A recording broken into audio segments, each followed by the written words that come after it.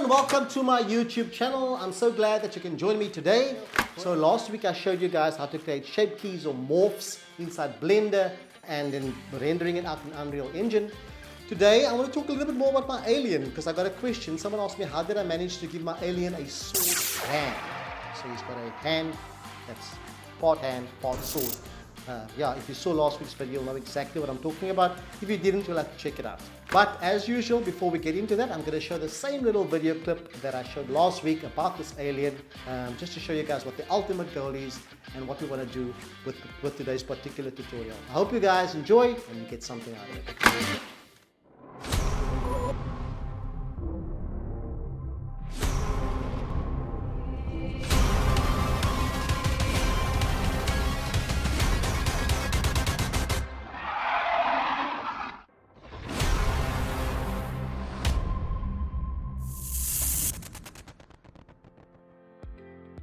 Let me start by introducing you guys to our character, the alien here, and I was thinking of getting him a sword that looks like this. Oh no! But I didn't find it quite fitting, and then I found something more appropriate, more spacey, like this one. Oh yeah! Oh yeah. Where did you get that cool prop, I hear you ask? Well, I actually got it from Turbo Squid, and it's one of those free props you can download. There's a number of them. This one is called Sword, and the creator is called RKI. RKI, I want to say thanks for this cool little prop. And now what we're going to do is we're going to download this prop, and they're going to be putting it onto our character using Blender. Before we hop over to Blender, I want to make a recommendation. If you have not got this plugin yet, I want to highly recommend it. It's a plugin by SoupDay that helps you import your characters from CC4 into Blender, material and all. So what I'll do is I'll leave the link in the description below, and I want to recommend that you download it. Brilliant, and it's free of charge. In case you've never done this before, all the plugins for Blender is done in the same way. So what you're going to do is you download your file, which will be a zip file. Do not unzip the file, you leave it as it is. You go into Blender, click on Edit, click on Preferences, and then on the top right hand corner you'll find an Install button. Click on the Install button, and then you're going to find your zip file. In our case it's CC4 Blender Tool. We'll click on it and it will automatically install, but unfortunately it doesn't automatically show up. So you're going to have to enable the particular plugin, and you can do that through the add-ons tab. We can find our CC4 Blender tools and then just click the tick box and it will be enabled. To open it up, you can simply hit the letter N. Now we're going to find our character. Let's check here. There it is, Alien Monster Sword. Now all we're going to do is click on the import button, and SoupDay's plugin will do the rest. And there we go, our alien in Blender, looking really good. I love this plugin, almost as much as I love saying SoupDay, SoupDay, SoupDay. But one of the cool features that I like about this plugin, other than the fact you can bring your characters with all of its materials in, it's got this cool little scenes tools near the bottom. If you scroll down, you'll go down, and then what it's actually got different lighting setups for you. Let's check a few of these out and you'll see why I love this plugin so much. Alright, so the next step for us is to import the sword into Blender, and we'll do that through the normal file import menu. Let's find our file. It will be in the sword folder, sword XR8 OBJ. I'm gonna just import it here by clicking the import button. Ooh, that's gotta hurt. Why did the sword come in that position? So let's get the sword into the right size and let's get it positioned into his hand.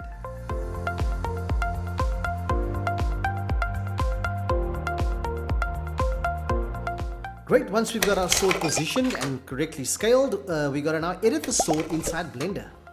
Alright, we're gonna start by hiding our character. So we're gonna find our character mesh, and you can just hit the H button to hide him.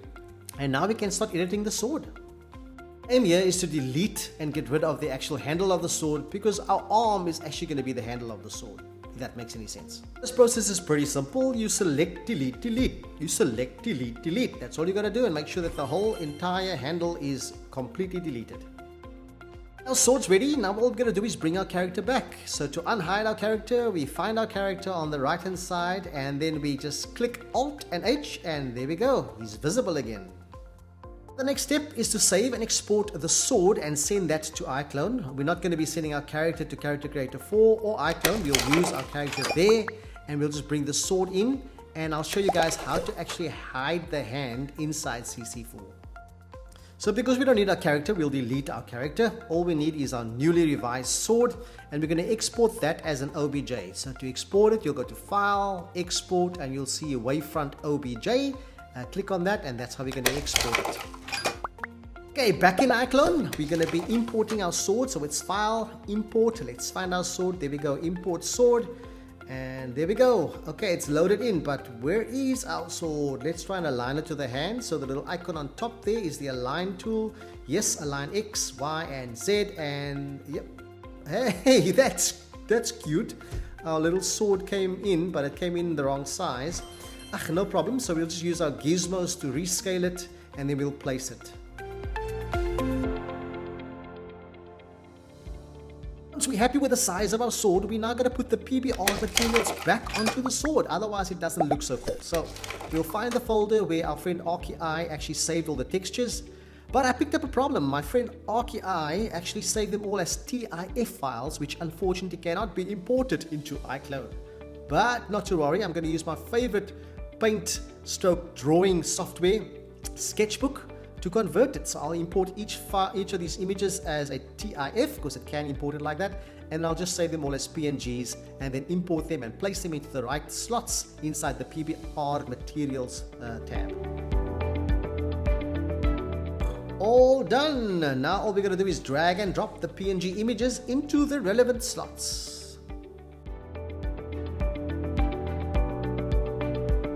Right, moving on to step number 5, which is to position and attach the alien's new sword hand.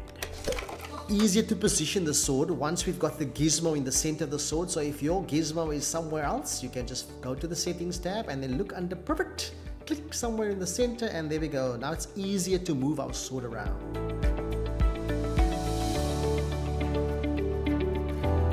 Okay, I'm happy with the position of the sword.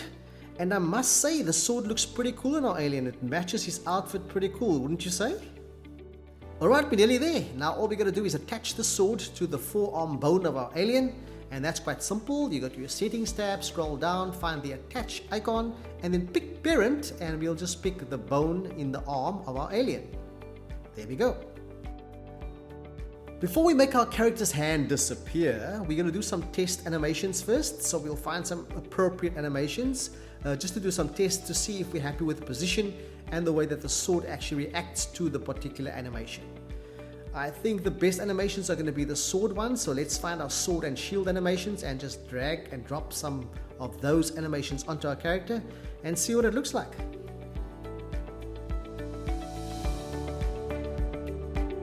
Let's just have a close-up look. This slash down motion seems like it could work. Let's try and test that one.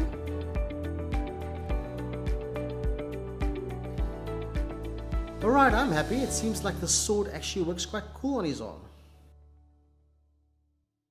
Now that I think about it, there is one thing missing, and that's some form of glow texture to match. You see on his chest, he's got sort of an Iron Man glow texture. I want to see if I can replicate it onto the sword so it seems like it's one character. So to add a glow to any object is actually very easy. All you gotta do is go into your modified tab, open up your materials tab, and then you're gonna find the glow slot inside the PBR materials. All you gotta do is just input a glow map in there. So let's double click here. As you can see, I've got quite a few that I've saved. You can download these from the internet. I think this blue one will work well for our particular alien here. So I'm gonna drag and drop that into the slot. And there we go. We've got a glow on our particular sword. And then to control the strength of the glow, all you got to do is just move the slider that says strength up or down, and I'll find the perfect spot, which is, yeah, so now you can actually animate the glow on the sword.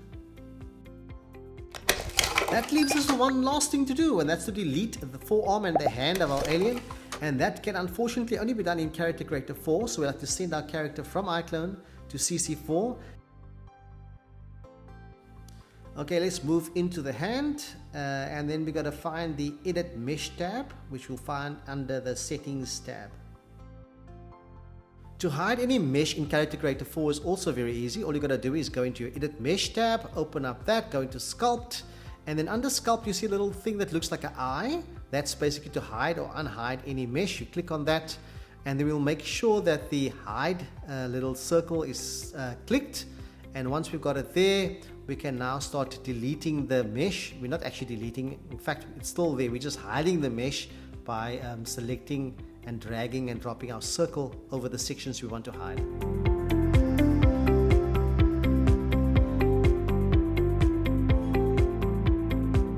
That's it for me for today. Hope you guys and girls got something out of the tutorial today. Don't forget to like and subscribe. Until I see you guys next week. Bye-bye.